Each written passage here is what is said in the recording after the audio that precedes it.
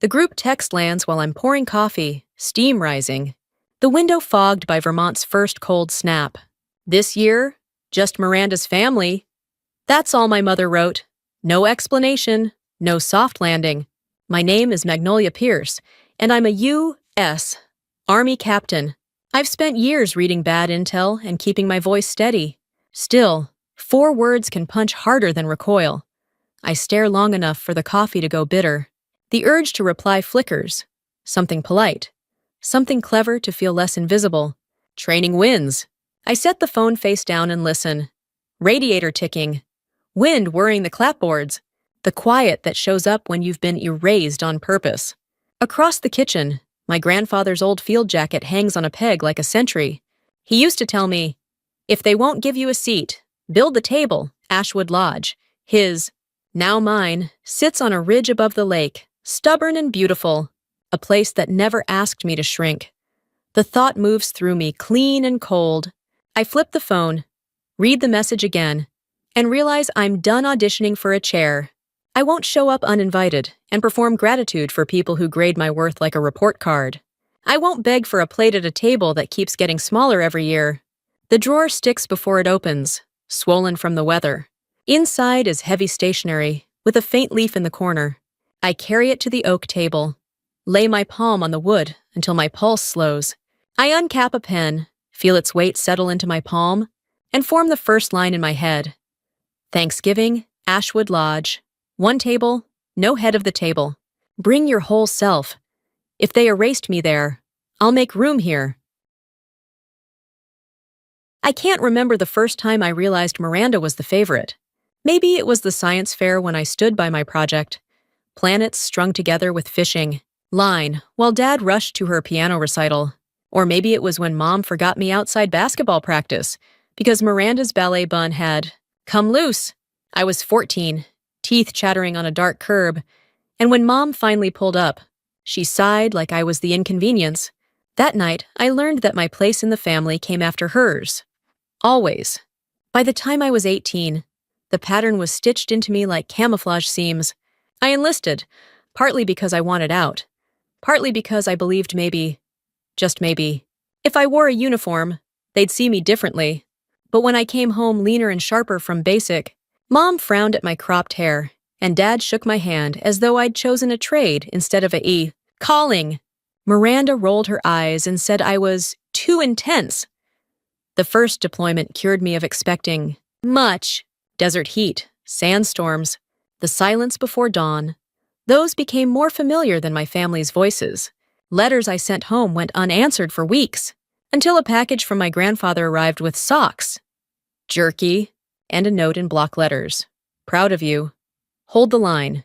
I carried that slip of paper inside my vest through every mission. It mattered more than any parade at home ever could. The night I received my first commendation, I called my parents. They couldn't come. Too expensive, they said. And Miranda had an engagement dinner. I scrolled through photos of balloons and champagne while sitting alone with a medal still warm. From the colonel's hand, it was like watching 2 worlds split apart, one lit by spotlights for her, the other dim and quiet for me. So when the text from Mom landed this morning, it didn't shock me. It just clarified something I'd spent decades dodging. I was never going to be chosen. Not for recitals, not for dinners. Not even for the holidays, meant to remind us we belong to each other. I push back from the kitchen table, boots heavy on the floor, and walk through the wide hall of Ashwood Lodge. Sunlight leaks through tall windows, hitting the dust motes like tiny paratroopers. This house doesn't care who the favorite is. It only cares who shows up. For the first time in years, a strange calm replaces the ache. If they've shut the door, I don't need to pound on it anymore. I can open another one. And this one leads straight to my own table. The screen kept glowing on the counter. My mother's message frozen there like a final stamp. This year, just Miranda's family. I must have read it a dozen times, as if repetition might reveal some hidden clause, a softer edge. But no, every time the words landed sharper, it wasn't about limited chairs or a crowded kitchen. It was about comfort. And in our family, Miranda's comfort had always outweighed my existence. I stood at the sink, mug cooling in my hand, and pictured what it would look like to show up anyway, walking into their perfect suburban dining room, dropping my army cap on the sideboard, daring anyone to say I didn't belong. For a heartbeat, the idea thrilled me, but the aftertaste was familiar. Humiliation disguised as belonging. Scraps passed off as kindness. I'd lived too long on scraps. Outside the window, Ashwood's 30 acres stretched white with frost. Oaks and maples stood bare, their branches black against the November sky. Beyond the slope, the lake shone like steel. My grandfather used to say the land held memory. And maybe he was right, because when I looked out at it now, I felt his voice steady in my chest. If they won't give you a seat, build the table. My boots echoed through the great hall as I crossed to the study. The air still carried his pipe smoke, faint in the woodwork. On a shelf sat a leather notebook he used for repairs and reminders. I flipped to a blank page, wrote at the top, Operation Ashwood Thanksgiving. The letters came out sharp, confident, like briefing notes before a mission. My pulse steadied with each stroke. I thought of the people who had shown up for me when my family hadn't. Aunt Elaine, who always slipped me pie when Mom said no. Jack Turner, the neighbor who shoveled my driveway when I was deployed. Naomi Clark, who checked in even when I was halfway across the world. Marcus Diaz, who once dragged me out of a firefight without a word. And Lily Ann, Miranda's own daughter, who had climbed into my lap at past dinners and whispered, "You're my favorite." Their names filled the page like coordinates on a map. For every empty chair at Miranda's table, I imagined a full one at mine. The thought didn't sting. It sparked. Strategy rolled through me the way it did before deployment. Logistics, supplies, contingencies. But this mission wasn't survival. It was belonging.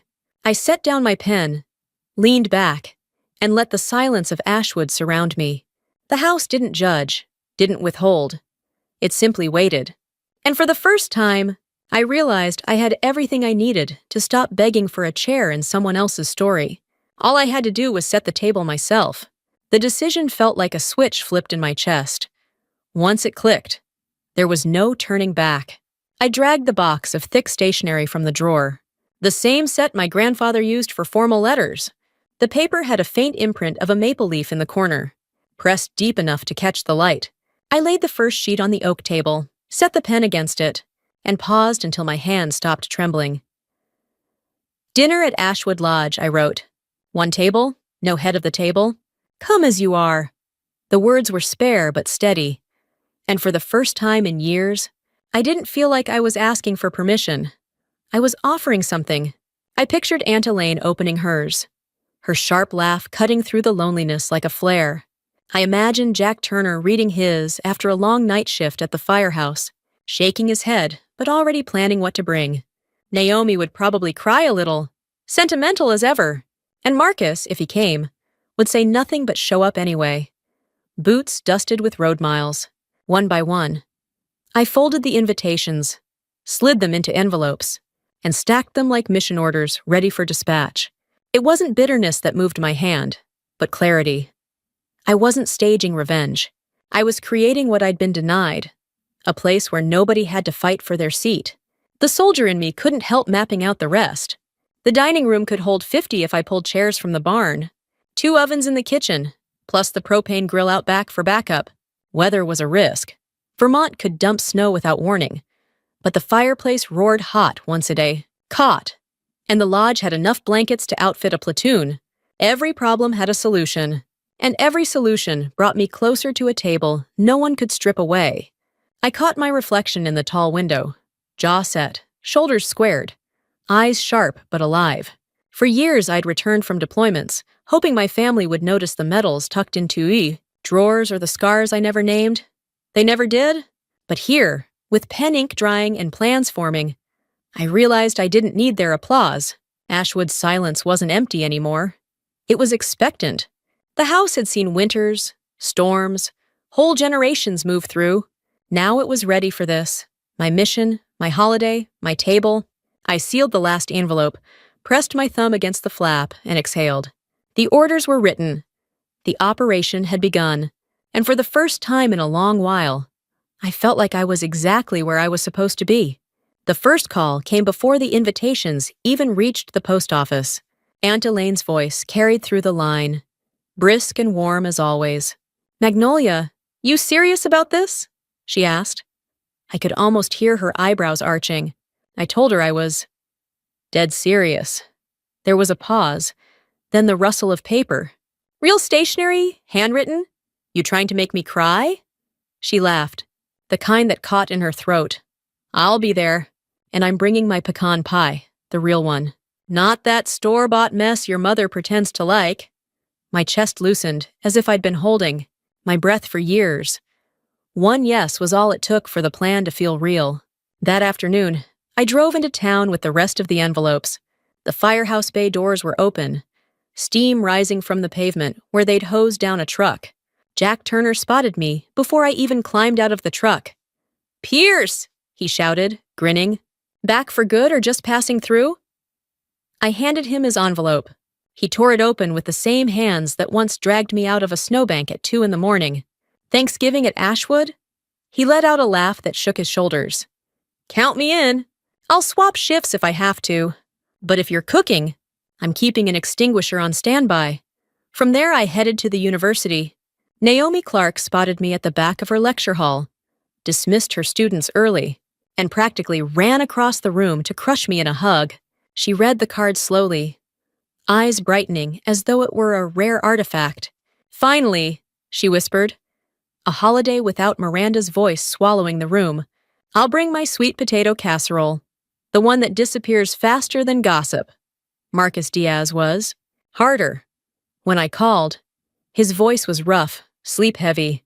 "Monroe," he said, using my rank like it was habit he couldn't break. I told him I needed him at my table this year. A long silence stretched until I thought he'd hung up. Then came his reply, flat and certain. "You set the table. I'll show up. Later that night." My phone buzzed again. "Amanda, my cousin." She sounded hesitant, almost guilty. "Lily's been asking about you. She saw Miranda's text. She cried herself to sleep." In the background, I heard the little girl's voice. "Is that Aunt Magnolia? Why doesn't she get to come?" I swallowed hard, steadying myself before I answered. "She'll always have a seat at my table," I said. Amanda exhaled like she'd been bracing for refusal. "Then we'll be there." By the time I hung up, the list had come alive. Elaine confirmed. Jack confirmed. Naomi confirmed. Marcus confirmed. Amanda and Lily confirmed. The page in my grandfather's notebook no longer looked like scribbles. It looked like a roster, and for once, it wasn't me chasing anyone down. They were choosing me. Ashwood Lodge creaked like it was waking up after a long sleep.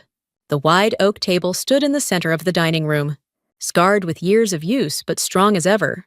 I dragged it closer to the tall windows so the late afternoon sun lit its grain, then laid out tools the way I would before cleaning a rifle: sandpaper, polish, a rag. Each stroke smoothed not just the wood, but the years of silence that had settled over it. By mid-morning, Aunt Elaine arrived in her red coat, arms loaded with blankets and jars of jam. She leaned against the doorway, watching me buff the surface. "You're treating that table like it's combat gear," she teased. I wiped sweat from my forehead. "Not far off. This is the battlefield." She smiled, shaking her head. "Then you'd better win." Soon Jack Turner's truck rattled up the gravel drive. He carried a toolbox on one hip and a jug of cider under the other. Without asking, he set to work tightening the porch railing and replacing warped boards. Naomi came next.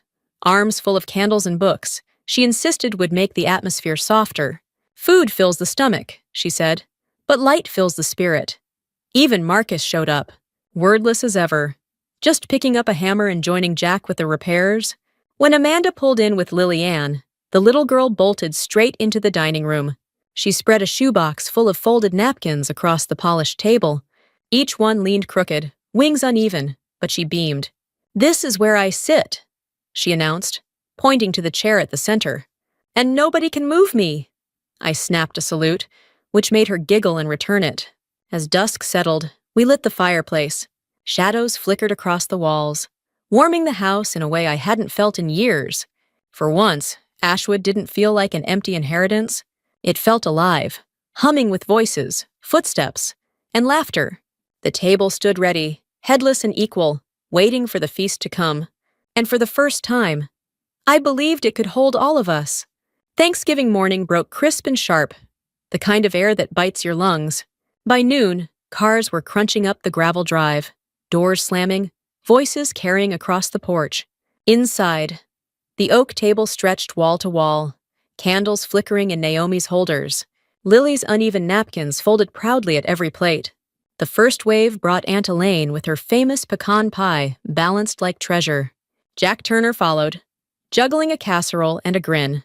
Uniform pants still smelling faintly of smoke from the station, Naomi breezed in behind him, draping scarves over chairbacks, fussing with details no one else would have noticed. Marcus arrived last, quiet as a shadow, a six-pack in one hand and a loaf of bread in the other. He simply nodded to me, but that nod carried more weight than words.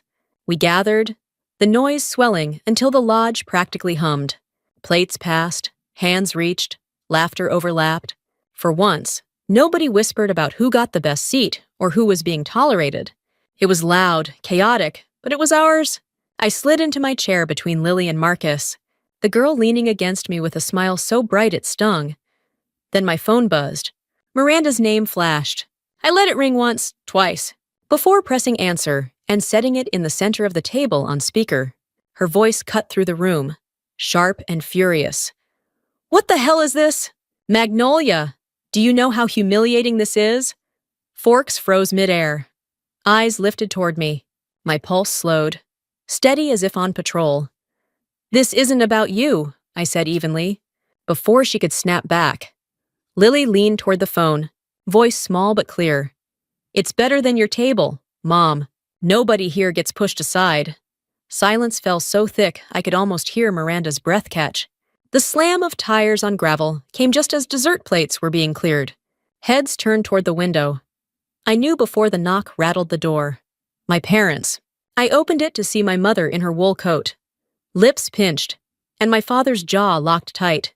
"We need to talk," she said. I stepped aside. Not because they demanded it, but because I chose to. Their eyes swept the dining room, pausing on the crowded table, the candles, the laughter that had gone suddenly quiet. "So this is what you've done," my father muttered. "With strangers." "With family," I corrected. They sat their disapproval heavy on the room. Lily Ann shrank against my arm, but I kept my hand on her shoulder. My mother's gaze cut to Aunt Elaine. "You encourage this?" Elaine met her stare without flinching.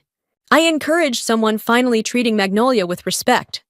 My father's voice rose, hard and cold. "Childish. Running to this house. Trying to prove a point." Ashwood's walls seemed to lean closer as I answered. "Granddad left this place to me. Not Miranda. Not you. Me. And no deed or medal can make me part of your version of family. But it means I don't need your permission anymore." For a long moment, the only sound was the fire snapping in the hearth. Then my mother's voice cracked, thin with anger. "You've embarrassed us tonight." I felt Lily's small hand grip tighter. My answer came without hesitation. "No. You embarrassed yourselves years ago when you decided one child deserved everything and the others deserved nothing. Tonight, I just stopped pretending that was normal." They left without another word, the chill of the night following them out. The door shut, and the air lightened as if a weight had lifted. Around me, glasses clinked again, laughter restarted, and Lily slid a crayon drawing into my lap. Our long table, every chair filled. Above it written, "My real family Thanksgiving." I looked at her proud little smile and knew the truth. Family isn't where you beg to exist. It's where you are chosen and where you choose to stay.